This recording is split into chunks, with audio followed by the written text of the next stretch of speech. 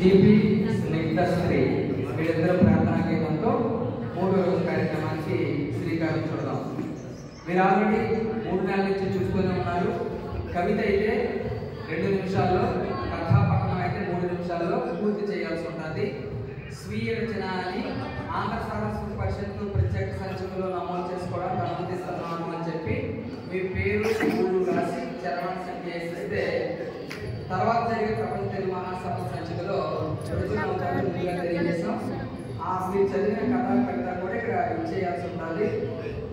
ఇంతకుముందు ఒక ప్రపంచ అంతర్జాతీయ తెలుగు మహాసభలో ఉన్నటువంటి కవులు కథకులు రాసిన కవితలు ఆ కథలతో ఉన్న ప్రత్యేక సంచిక ఈవేళ గవర్నర్ గారు ఆవిష్కరణ చేయబోతున్నారు.